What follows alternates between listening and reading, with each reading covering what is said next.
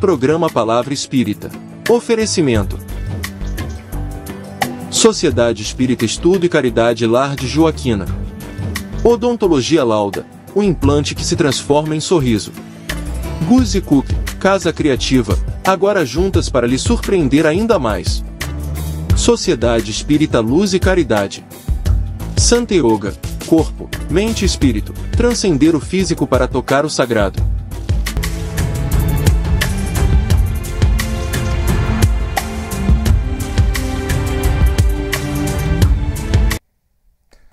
Estamos iniciando pela TV Santa Maria, canal 19 da NET, mais um programa Palavra Espírita.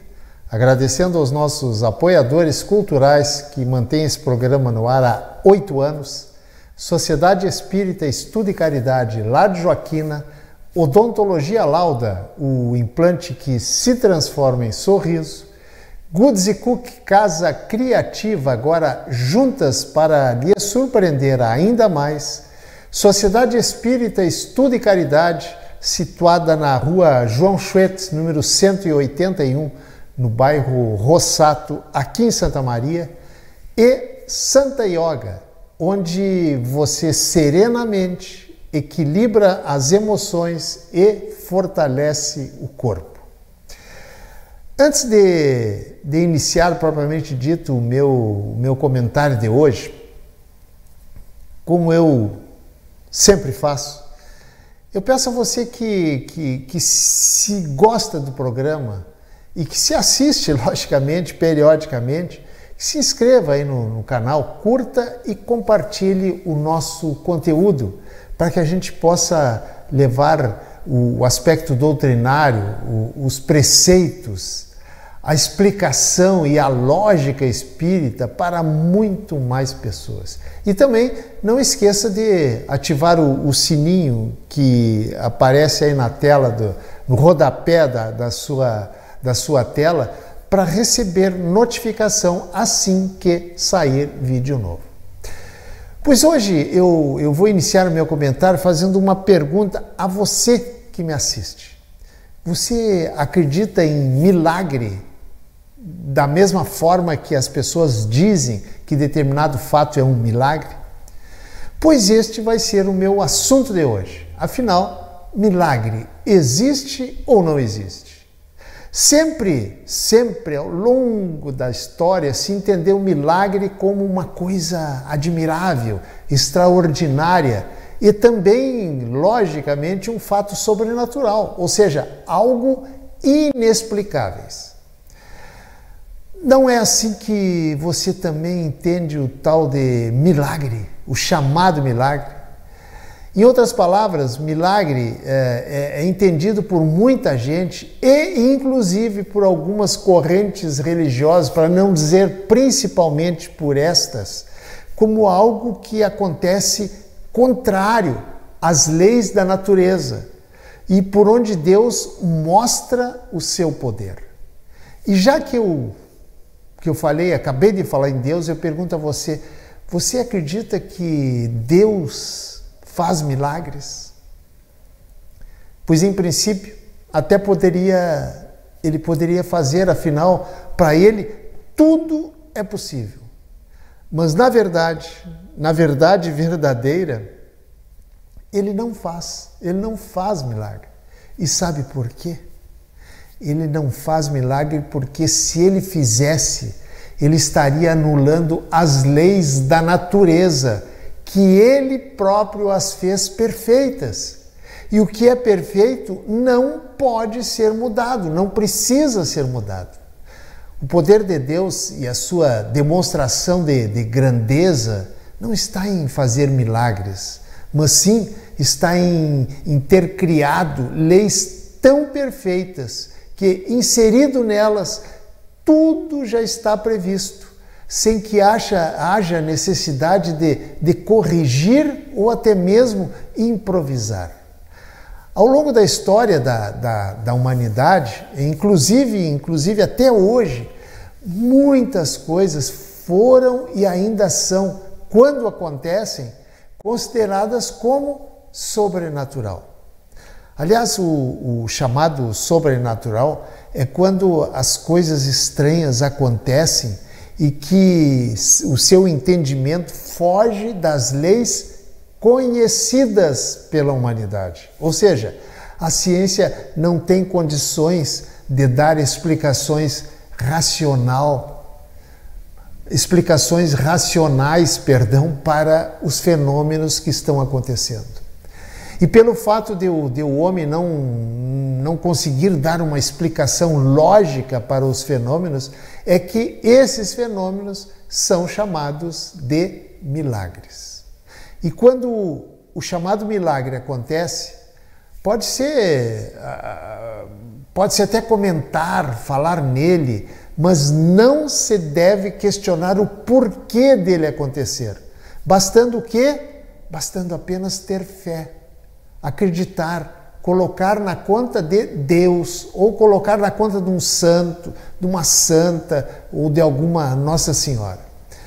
Mas graças ao progresso e graças ao conhecimento humano, hoje em dia, algumas dessas crenças vêm diminuindo, pois com o avanço científico e tecnológico, muitos dos ditos milagres já conseguem ser explicados pela ciência. Aliás, a propósito disso, o Espiritismo está aí exatamente e também para nos explicar, para nos esclarecer de como funcionam, de como agem certas leis no campo extrafísico. E por falar em fenômenos inexplicáveis, você sabe que você aí do outro lado da telinha, você também pode fazer milagres. Pois saiba que mesmo entre a raça humana existem leis que são manipuladas, logicamente que no bom sentido, são manipuladas conscientemente por qualquer criança, mas que ainda são desconhecidas de uma minoria desta mesma raça humana. Você quer um exemplo? Vamos tomar como exemplo para o nosso milagre uma lei da física, que qualquer adolescente do ensino médio conhece.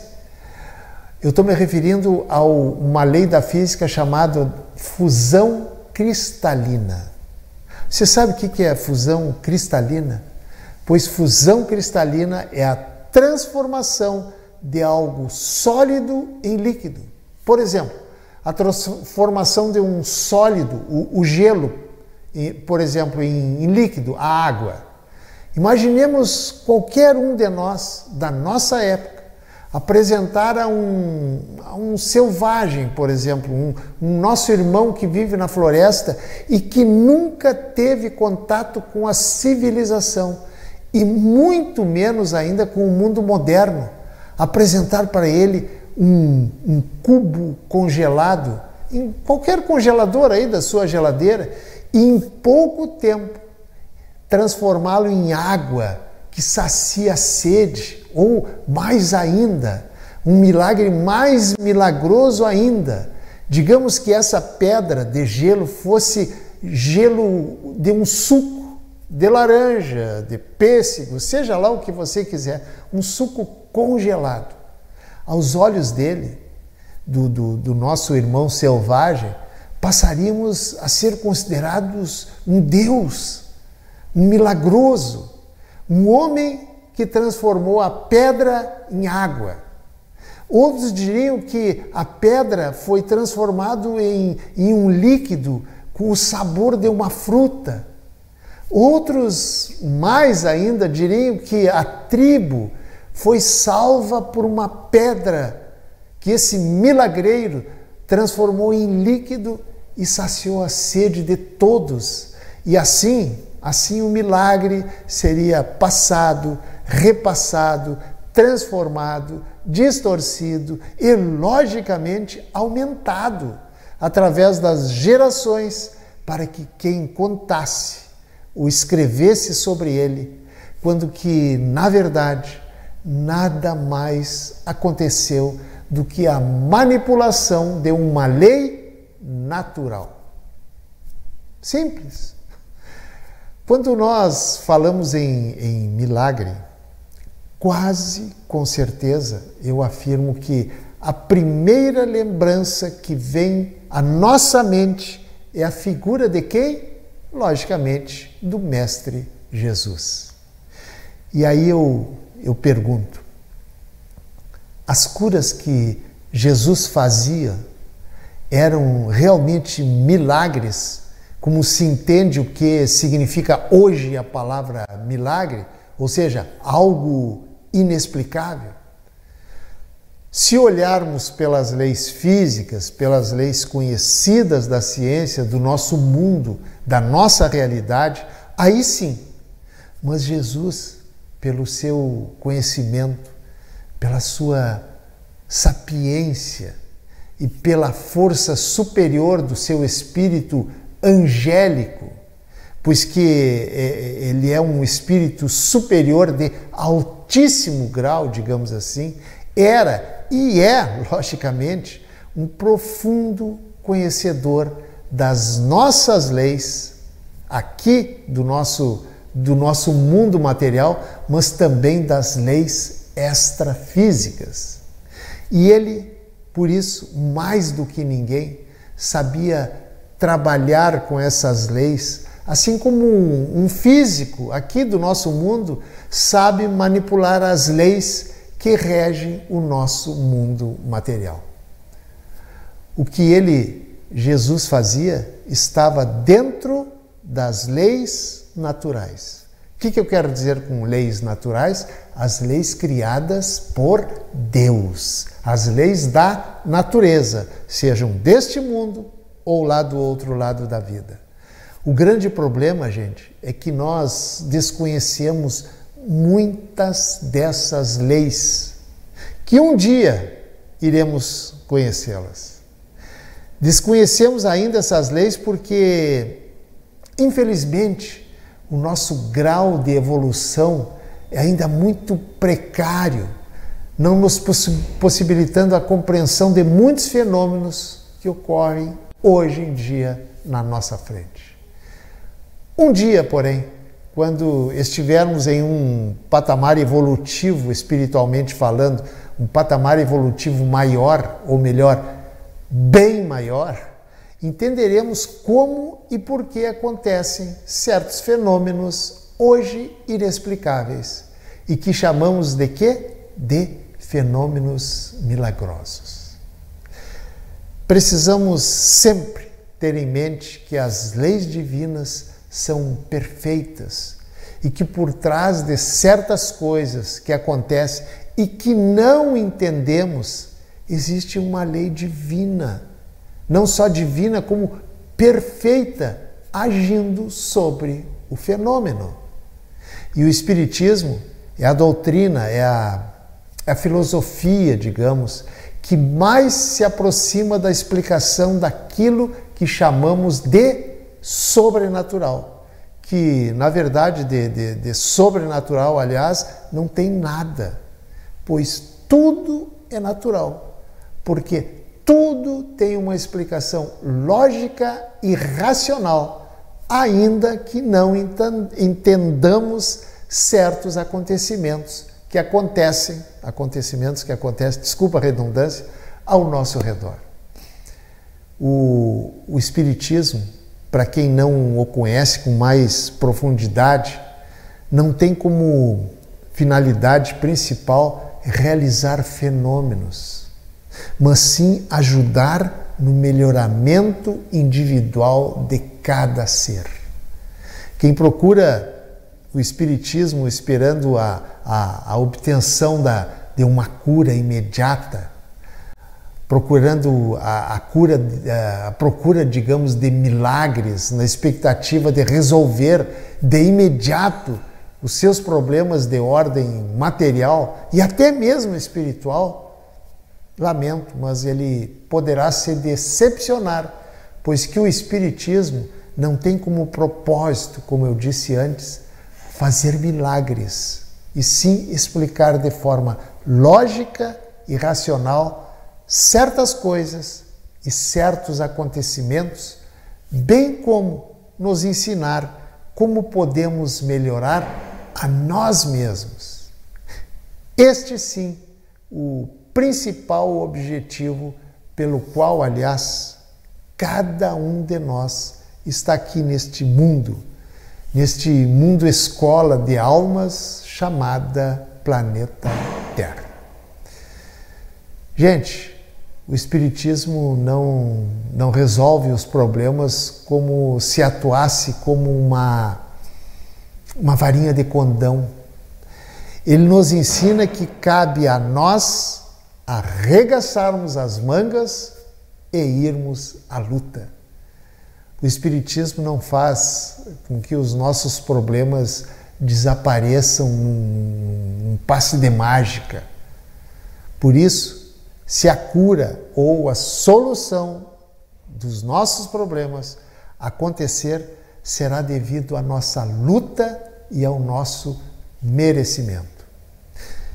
Então, resumindo, milagre, como nós chamamos, não é absolutamente algo inexplicável. Aliás, é sim inexplicável pelas leis que nós conhecemos. Mas quem disse que nós conhecemos todas as leis da natureza, todas as leis divinas?